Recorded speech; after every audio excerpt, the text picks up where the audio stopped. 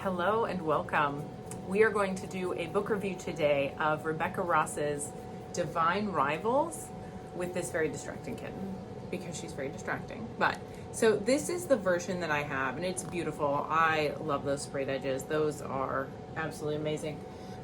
They're on all three sides, and it has some beautiful artwork on the back as well with some lovely quotes. So I wanted to review this book because this book was a real standout for me. It was very entertaining. It was very sweet. It was fantastic. There is a sequel, so just know that this is the first in a duology, and the second one does already have a release date. Like, it was so popular, they moved the release date up, which is always really nice. So a lot of people did like this. It talks about Iris Winnow, who's going to be our main character, Iris Winnow, who's going to be our main character, and Roman Kit, who is kind of the rival in the Divine Rivals, kind of. So also the divine part is because this is in a fantasy world where there are warring gods. So the gods were dead, or at least they were buried, and they've woken up, or some of them have woken up, and so there are these two sides in the war, and each side has a god or goddess that's kind of leading it. And so there's that rivalry, but then there's also the rivalry between Iris and Roman. So there's a few parallels, which is really cool.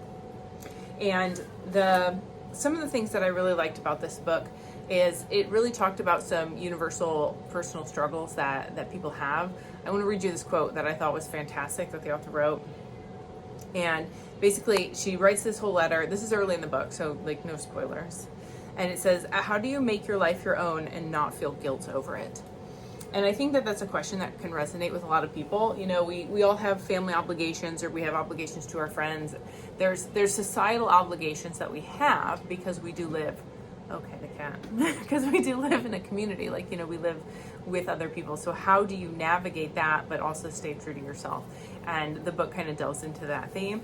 It also does a really good job talking about war and its effects on people, on families, on society, and the different things that can happen or people can go through because of that. And she writes about it in a very personal way.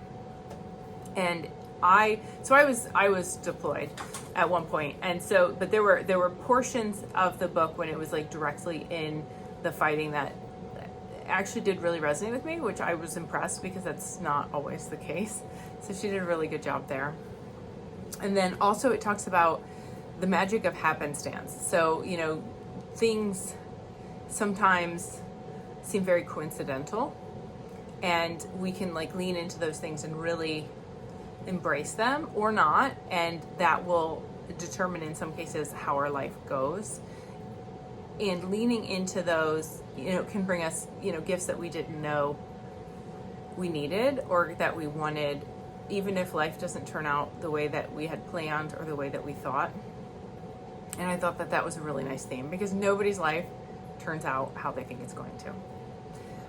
And so if for anybody who might be, you know, needing to hear that message, I think that this would be a great book. But it's just a great book anyway. Like, it was fun, it was interesting. Like, I got through it very quickly. I really wanted to know how this was going to end. I did not know it was a duology at the time, and so I was so sad. It does end on a cliffhanger, so just be aware, for those of you who like to only purchase series or start reading them once both books are out, that is a thing. And then finally, the last thing that I really liked about this book is for, you know, parents of children or young adults who, you know, want to have that discussion with their kid about what they're reading. This book actually does talk more about traditional values, which I thought was nice. That doesn't happen very much anymore. People are trying to shove their DEI stuff into things, which is annoying. So this is a good book. This is a good book with traditional values that you can be safe letting your children read. So Divine Rivals, absolutely fantastic. I cannot wait for the sequel to come out. Let me know what you think, and if you think you might read it. Thanks.